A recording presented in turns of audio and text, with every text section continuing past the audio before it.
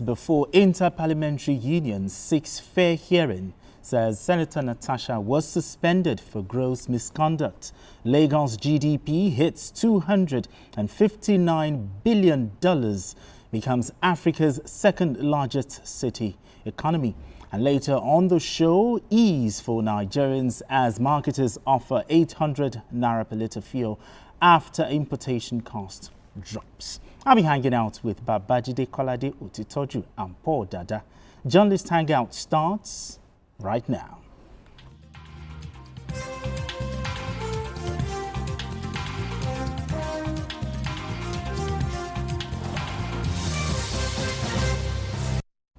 Now let's begin the conversation. Political power struggles often transcend national borders, drawing the attention of global institutions.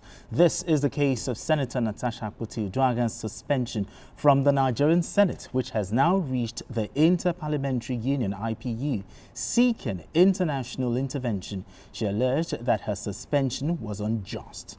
However, the Nigerian Senate has defended its decision before the IPU, insisting that her removal was not linked to sexual harassment claims but to gross misconduct against the upper chamber. The Senate leader, Opeyemi Bamidele, conveyed this position in a letter read by Honorable Kafilat Ogbara at the IPU event, while reaffirming Nigeria's commitment to justice and fundamental human rights. Ogbara emphasized that the country takes allegations of sexual harassment seriously. The IPU, after hearing Akpoti-Uduaghan's case, has assured that it will review the matter, considering all sides before taking further action. Now let's hear from Honorable Ogbara. I have been mandated by the Nigerian National Assembly to present a response to Senator Natasha Akpoti-Uduaghan's speech delivered at the 69th session of the United Nations Commission on the Status of Women.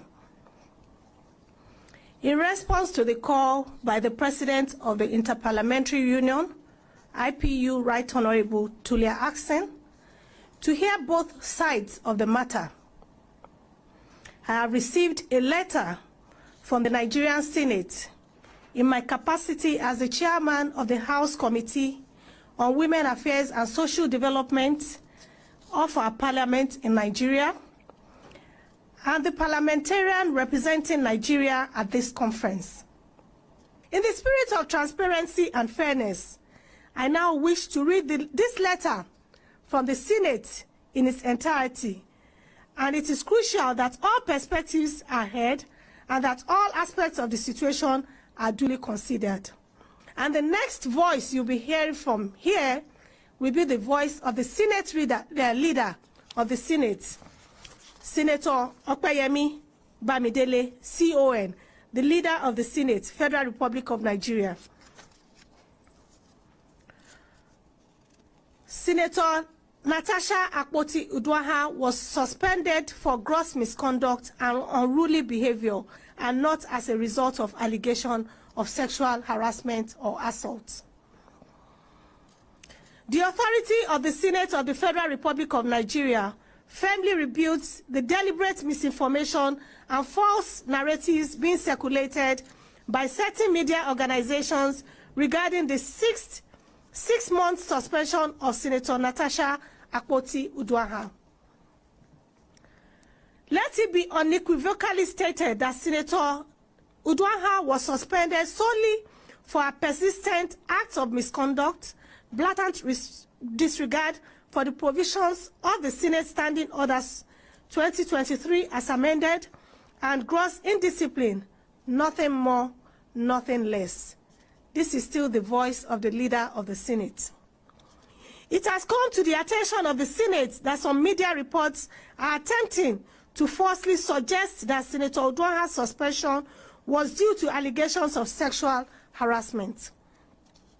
This is completely untrue, misleading, and a calculated attempt to distort the facts. If Senator Uduaghan had strictly followed our guiding principles, the Senate would have treated her petition based on merit in line with this practice, but she never obeyed the established practices of the institution where she was serving. The facts of the suspension. This is still the voice of the Senate leader. Senator Uduagha's suspension was a decision of the Committee of the Whole Senate, following the submission of a report by the chairman of the Senate Committee on Ethics and Privileges. The report found her guilty of violating sections 6.1 and 6.2 of the Senate rules and recommended her immediate suspension. The disciplinary action was a response to her repeated violations of legislative decorum, including 1, refusing to sit in her assigned seat during plenary on the 25th February 2025, despite multiple pleas from the leadership and other ranking senators, an act of open defiance and disorderly conduct. 2, speaking without being recognized by the presiding officer in clear violation of parliamentary practices and procedures on the 25th February 2025. 3, engaging in unruly and disruptive behavior, obstructing the orderly conduct of Senate proceedings. 4, making abusive and disrespectful remarks against the leadership of the Senate. 5, defying and refusing to comply with the summons of the Senate Committee on Ethics and Privileges mandated to investigate cases of misconduct. These actions represented a direct challenge to the authority of the Senate and a violation of the Senate Standing Orders 2023, as amended, that govern the business of the Senate and the conduct of its members. Contrary to the false claims being circulated, Senator Uduagha was not suspended for making any sexual harassment or for submitting a petition. The Senate remains committed to upholding discipline, order, and parliamentary ethics. No senator, I repeat, no senator, regardless of status, gender, or political affiliation, is above the rules of the Senate. Senator Uduagha's suspension was a direct consequence of her actions and nothing else. All right, BK, now you heard it. But talk to me, what do you make of the Senate's response and clarification, especially to Senator Natasha Akuti's visit to the IPU as presented by Senator Kafila-Togbara? Yes, I think this was the right thing to do. Okay. To put what happened in proper perspective. And to effectively contextualize what happened, because Senator Natasha gave the impression that she was suspended because she made the allegation. Okay. But she knew. She didn't make the allegation on the first day, but she knew that her conduct, which was devoid of decorum, was going to lead her into troubled waters. Okay. And she quickly tried to deflect attention from the main issue, which was the fact that the Senate Committee on Ethics and Privileges had been mandated to look into her case. Okay. She then decided to bring up the issue of sexual allegation. Now, if you are a male senator, any senator for that matter, if you refuse to sit at the where you were assigned, on a day that other people were moved and they all moved, you don't have two heads. You don't go around with two heads. Okay. In fact, I've not seen anybody with two heads, except Siamese twins. And you can't call Siamese twins one person. Exactly. So, on a day that others were moved and they moved, you chose to pick offense, assuming that you are too big to be moved. And that was why I came here. I listed at least 15 senators who had been moved. Okay. Some of who had become governors in their states before going to the Senate. Senator Tambuwal was moved. Okay. He was not only governor in the state, he was Speaker of the House of Reps. Sure. So, how many people can be more distinguished than Senator Tambuwal? He had been, even as a young man, he was principal officer in the House of Reps during the time of Ete. At that time, he was whip of the House of Reps. At that time, Dino Melaye, not Dino Melaye, Dino Melaye was the spokesperson of the Ete leadership of the House of Reps. As distinguished as Senator Tambuwal is, he was moved, he agreed to be moved. Okay. And then someone got up and was raising hell over the fact that they changed their seat. There is no heart by which you can say that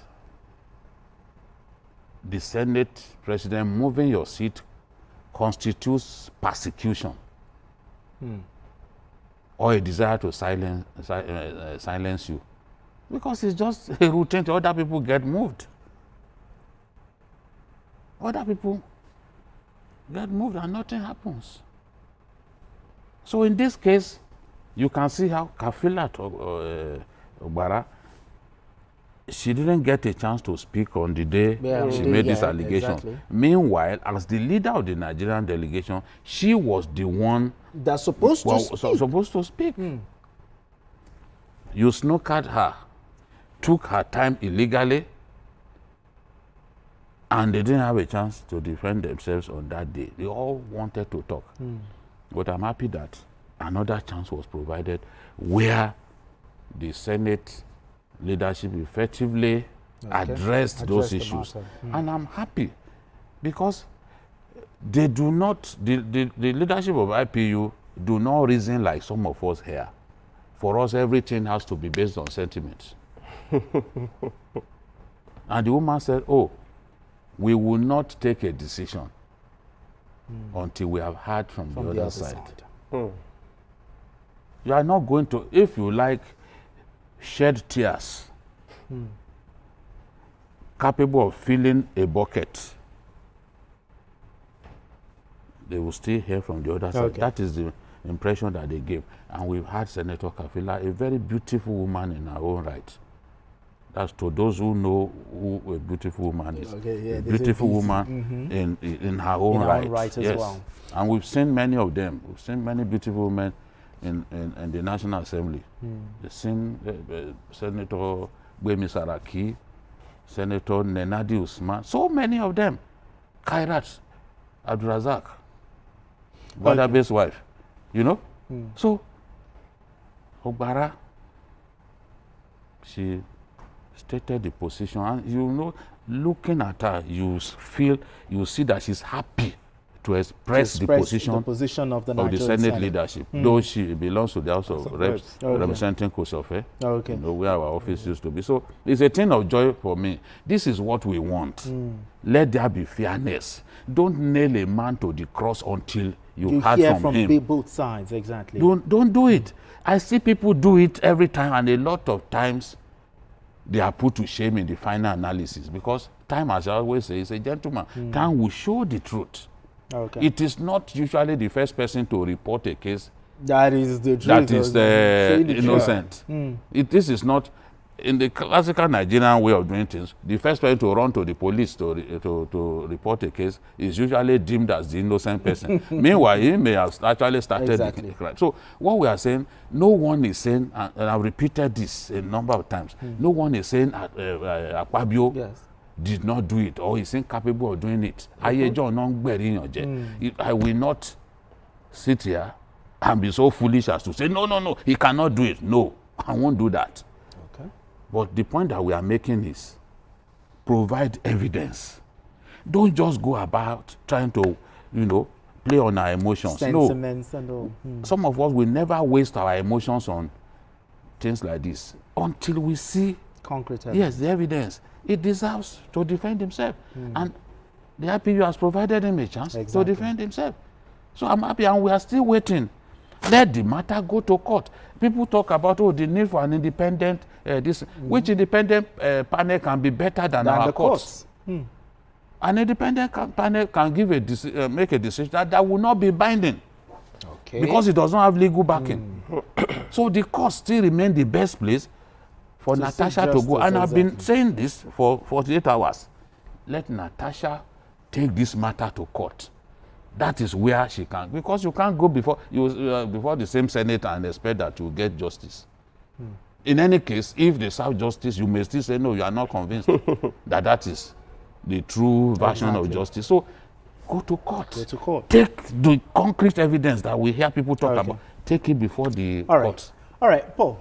First of all, what do you make of the Senate's defense on this? And also, you were not here yesterday, but I just want to have your own thoughts on this, because the IPU is not an adjudicatory body. Yeah. Most of the things that come out is just, recommendations. Why did she even go there? Well, Nigeria is a member of the IPU, and perhaps there are certain sanctions, probably maybe expulsion or something, or suspension that the IPU may give. I don't know their rules anyway, that the IPU may give to the Nigerian parliament. That said, over this matter. No, I mean normally, no, not over this matter. No, what I'm trying to say, no, not over normally. I'm just saying. But on this issue, the Senate said what we have said. I was not here yesterday, but I was here last week, and we discussed this particular issue. Okay. I did say that people just mix emotion with facts.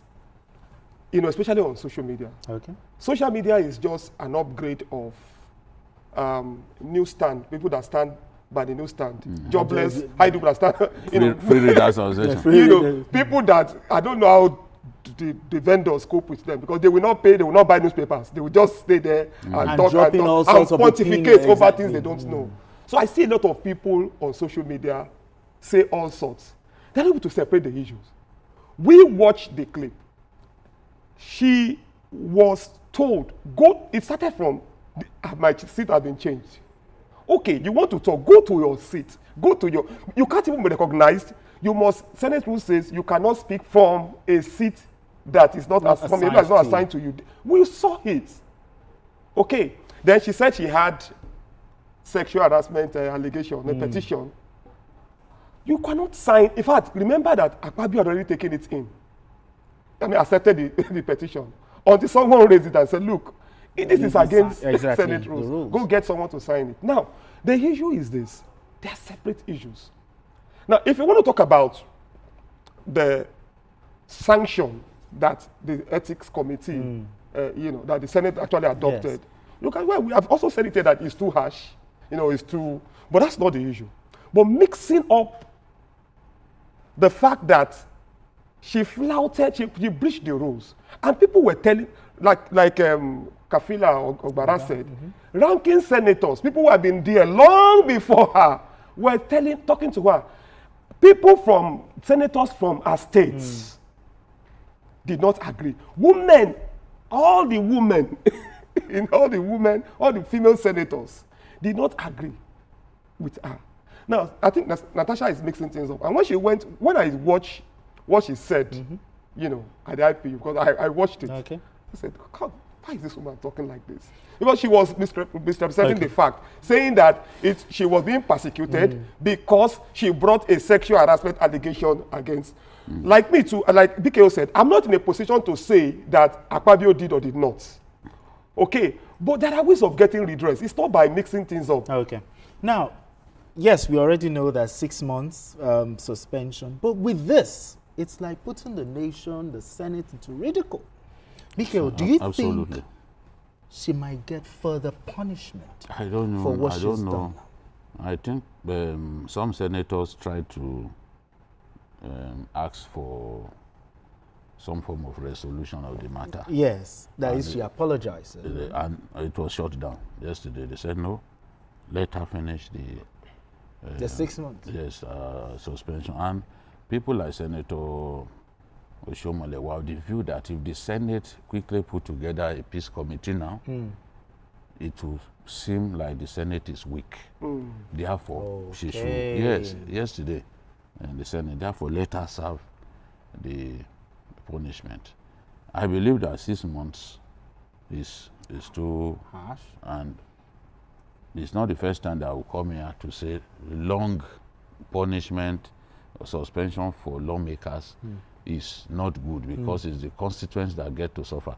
You know, when it happened here in Lagos, I opposed it. When Bukola Saraki suspended Nengi, I opposed it. It's the same Bukola Saraki now who is saying Senate President should step aside. Whereas when he was accused of armed robbery and of being the patron of armed robbers after the Offa robbery, he did not step aside. We didn't see him step aside. So people suggest to others what they would not do if they were in their position. So this is Nigeria for you. We have politicized this matter. It is about the sanctity and the integrity of the upper chamber of the Nigerian legislature. It's not about Akpabio. Akpabio won't be there, whatever. True. Very soon, it could be gone. So, but we can't have a Senate where somebody will stand up when he is ruled out of order or she is ruled out of order, she will keep talking. We can't have that kind of... there should be some sort of... Even we that we are not Senate, when we are not Senate, when we do our meetings here at TVC, and the CEO says, enough, I've heard you, you don't keep talking. That's why the fact that all of us, as directors, we are older than her. We know that, okay, this is a position of responsibility. Exactly. Has been given to her. We must respect the office. Because it's nothing personal. It's the office. It's about the office. It's not just the person, the office. Yes, it's about the office. Even if it's a teenager that is put there, you must respect that person. Office. So you cannot, if everybody keeps talking, they will lose control. And we don't want to have that. All of the, I insist that all of the men who have been suspended in that Senate, nobody went that far. Nobody. Exactly. Senator Ndume is a very hot-headed person, but he has never gone that far. Absolutely. All right, gentlemen. I'm sorry. Because of our time, okay, let's move straight to our next conversation. Maybe you want to add something of value. Okay. The issue of the call for the man to excuse himself does not make sense. Because what she was removed for, what she was suspended for, she committed that infraction before the committee of the House. And when the ethics committee took that decision, all Akpabio did was to subject it to a voice vote. Okay. And the highs had it. I don't know what they mean by don't preside over. So it was fair enough. It was fair enough. Of course. Exactly. All right, gentlemen, let's move straight to our next conversation. In the volatile landscape